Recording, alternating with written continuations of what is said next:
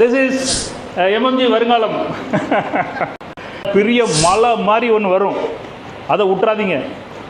புதுசாக ஒரு ஆரம்பிக்கலாம் இருக்க, நீங்களா இருங்க, இன்வைட் பண்ண.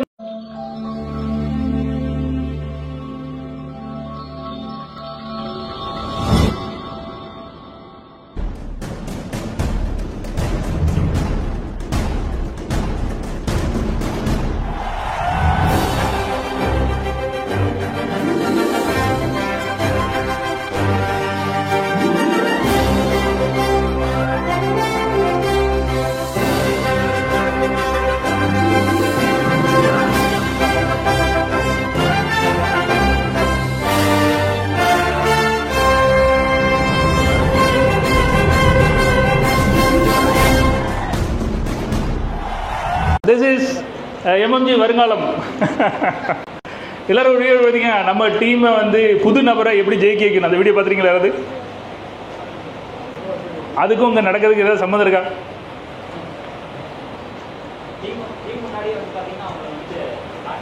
எஸ், டீம் ரெடி காட்ட பார்க்கும். நீங்கள் ரொம்ப ரொம்ப முக்கியம். எல்லாரும் உங்களோட நெக்ஸ்ட் லெவல் லீடர்ஸ் வந்து உருவாக்கணும். இது அவுட் ஆஃப் தி டாபிக், இது சேல்ஸ் க்ளோசிங் இல்லை. பட் நீங்கள் உங்கள் டீமை வைடன் பண்ண நெக்ஸ்ட் பண்ணணும்னா நீங்கள் உங்களே பற்றி பண்ண முடியாது. நீங்கள் நெக்ஸ்ட் லெவல் லீடர்ஸ் உருவாக்கணும். That is what happening, right? So சொந்தமாக இருங்க, ரொம்ப யோசிக்காதீங்க, அப்படி ஒரு பக்கம் இருக்கட்டும். ஆனால் எங்கேயாவது ஒரு இடத்துல பெரிய மலை மாதிரி ஒன்று வரும், அதை விட்டுறாதீங்க. மலை மாதிரி ஒரு ஆப்பர்ச்சுனிட்டி கிடைக்கும். 5 லட்சம் 10 லட்சத்துக்கு ஒரு ஆப்பர்ச்சுனிட்டி கிடைக்கும், விட்டுறாதீங்க அதை.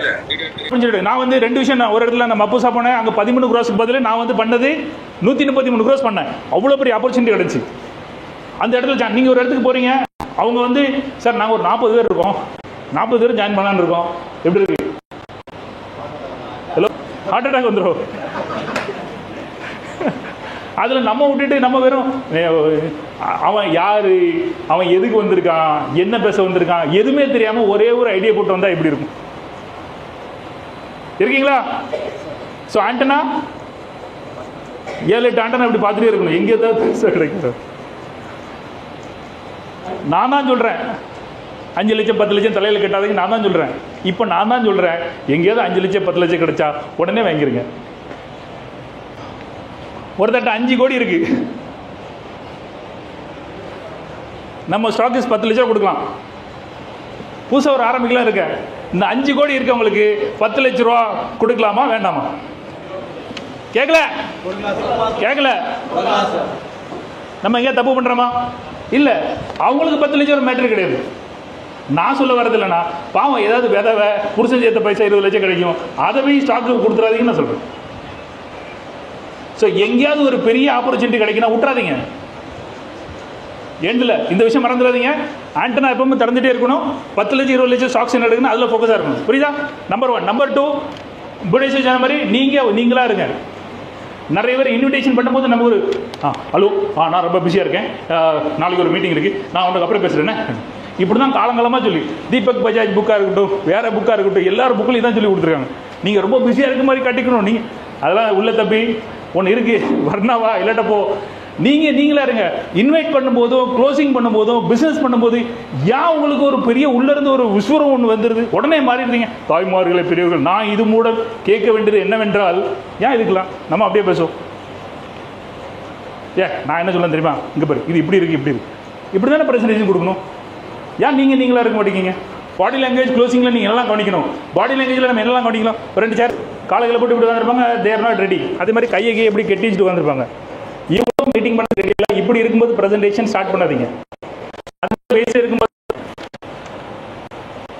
இப்படி இருக்கும்போது க்ளோசிங் பற்றி பேசணுமா? இப்படி இருக்கும்போது க்ளோசிங் பற்றி பேசணுமா? Yes or no? நோ. எப்போ க்ளோசிங் பற்றி பேசணும்? ஏதாவது ஒரு விஷயத்தை பண்ணுவாங்க. நான் ப்ராக்டிக்கலாக சேல்ஸுக்கு போயிருக்கேன், அங்கே எல்லாம் ப்ரெசன்டேஷன் கொடுத்து போகும்போது கொஞ்ச நேரம் கழிச்சு ஒரு போயிட்டார். நான் க்ளோசிங் ஸ்டார்ட் பண்ணவே இல்லை. பேமெண்ட் பற்றி அதை பற்றி நான் இன்னும் நிறைய வேல்யூ சொன்னேன். அப்புறம் இது இந்த மாதிரி வரும், இப்படி பண்ண விடுவோம் க்ளோசிங் டைம். ஸோ ரொம்ப கவனம் பாருங்கள். 2வது, நீங்கள் எதாவது சொல்லிகிட்டு இருக்கீங்க, சொல்லிட்டு பிடிச்சோன்னே உங்கள் கண்ணை பாருங்கள். கண்ணு எங்கேயாவது மிரளும், கண்ணு எங்கேயாவது போகும். உங்களை பார்க்கறத விட்டு வேறு எதாவது பண்ணுவாங்க. உங்கள் பார்க்கறத விட்டு வேறு எதுவும் பண்ணாங்கன்னா சம்திங் அவங்களுக்குள்ள நெகட்டிவ் ஒன்று ஓடுது. உங்கள் கண்ணை பார்க்க முடியல அவங்களுக்கு, உங்கள் கண்ணை பார்க்க முடியாதுக்காக கண்ணை மறிச்சு இறங்கி போகிறாங்க. அந்த இடத்துல க்ளோஸ் பண்ணாதீங்க. ஏன்னா அவங்க மிரளுது, ஆடு மிரளுது, பிடிக்கல ஆட்டுக்கு. சாரி, இப்படி யூஸ் பண்ணக்கூடாது, பட் ஜெனரலாக சொல்கிறேன், உங்களுக்கு புரியுதுக்காக சொல்கிறேன், ரைட்? ஸோ லெக்கு வந்து சில வந்து ரொம்ப கவனமாக கேட்பாங்க, ரெஸ்பெக்டாக இருப்பாங்க, ஓகே, ரொம்ப ரிலாக்ஸாக உட்காந்துருப்பாங்க. இப்படி உட்காந்திங்கன்னா நீங்கள் பேசலாம், அவங்க ரிசீவ் பண்ண ரெடியாக இருக்காங்க. இப்படி ஒரு மாதிரி டைட்டாக உட்காந்துன்னா ரிசீவ் பண்ண ரெடி கிடையாது, அல்லது ரெஸ்பெக்டில் கூட இருக்கலாம். It all depends. ஸோ அது பார்த்துக்கோங்க.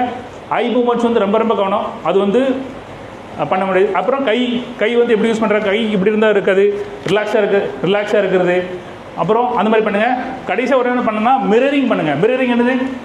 காப்பி அடிங்க. அவங்க எப்படி உட்காந்துருக்காங்களோ நீங்கள் எப்படி உட்காருங்க. எப்படி சார், நீங்கள் நல்லா இருக்கீங்களா? நான் நல்லா இருக்கேன். சாப்பிட்டீங்களா? சாப்பிட்டு இருக்கேன். எப்படி பண்ண எப்படி சார் இருந்துச்சு? பரவாயில்ல, எல்லாம் நல்லா தான் போயிட்டுருக்கு. எல்லாம் நல்லா போயிட்டுருக்கு. ஓகே, வீட்டில் நல்லா இருக்காங்களா சார்? வீட்டிலலாம் நல்லா இருக்காங்க, ஃபேமிலியும் நல்லா இருக்காங்க. சரி சார், சரிங்க சார். என்ன சாப்பிட்டீங்க? இல்லை, நேற்று வந்து பரோட்டா கிட்ட அந்த மாதிரி தான் சாப்பிட்டோம், வேறு என்ன சொல்லுங்கள். தென் நீங்கள் உடனே பண்ணக்கூடாது. ஒரு 2 இது விட்டு அப்படி கொஞ்சம் கொஞ்சம் பண்ணணும். அவங்கள அறியாமல் அவங்களுக்கு நம்மளை பிடிக்க ஆரம்பிச்சா க்ளோசிங் தானே, கரெக்டா? இதுக்கு முன்னாடி வந்து பார்த்தீங்கன்னா ஏதாவது ஒரு சஜஷன் சொல்லணும்னா நான் என்னோட பர்சன்டேஜ் தான் அதிகமாக இருக்கும். 80% டாமினேஷன் இருக்கும். குழந்தைங்கிட்ட மிஸ்ஸஸ்கிட்ட வந்து அதிகமாக நான் கேட்க மாட்டேன். இப்போ வந்து பார்த்தீங்கன்னா மாஸ்டர் சொன்ன மாதிரி வெளியில நம்ம யார் மூவ் பண்றோமோ கஸ்டமர்ஸ்ட்டையும் கன்சல்டா இருக்கணும் அப்படின்னு சொல்லி ட்ரை பண்ணிட்டு இருக்கேன். அண்ட் தென் வந்து பாத்தீங்கன்னா இப்போ ஒரு 5 days 6 days வந்து பாத்தீங்கன்னா ஃபேமிலியுமே நான் கன்சல்டா தான் இருக்கேன். மாஸ்டர் இப்போ வந்து பாத்தீங்கன்னா அவங்க முகத்துல வந்து சிரிப்பு அதிகமா இருக்கு. ஆனா ஃபர்ஸ்ட் வந்து பாத்தீங்கன்னா 1 or 2 days வந்து என்ன ஆச்சு, என்ன இப்படி திடீர்னு வித்தியாசமா பாத்துட்டு இருந்தாங்க. அப்புறம் நான் விஷயத்த சொன்னேன். நான் ஆக்சுவலா வந்து பாத்தீங்கன்னா இந்த மாதிரி மாஸ்டர் சொல்லியிருக்காங்க அப்படின்னு சொன்னேன். பட் அதுக்கப்புறம் வந்து பாத்தீங்கன்னா ஒரு 3-4 daysல வந்து பாத்தீங்கன்னா அவங்க நிறைய விஷயங்களை என்கிட்ட பேச ஆரம்பிச்சாங்க. மாஸ்டர் இப்படி பண்ணலாம் அப்படி பண்ணலாம் நிறைய சஜஷன் சொல்ல ஆரம்பிச்சாங்க. முன்னாடி வந்து ப்ரீ ஜட்ஜ் பண்ணிடுவாங்க, நான் சொன்னா கேட்க மாட்டாங்க போல அப்படின்னு சொல்லிட்டு. இப்போ வந்து ஷேர் பண்றாங்க. பாப்பா வந்து பாத்தீங்கன்னா 8th படிக்கிறாங்க. அவங்களோட ஷேரிங்குமே இப்போ ஒரு 5 days அதிகமா இருக்கு. இப்போ இந்த வீக் வந்து சாட்டர்டே சண்டே ஊருக்கு போயிருந்தேன் மாஸ்டர். அப்போ அவங்ககிட்ட விஷயத்தெல்லாம் சொல்லும் பொழுது பாப்பா நிறைய ஷேர் பண்ணிட்டு இருந்தாங்க. இவ்வளவு நாள் எங்க வச்சிருந்தீங்க அப்படின்னு கேட்கற மாதிரி இருந்துச்சு.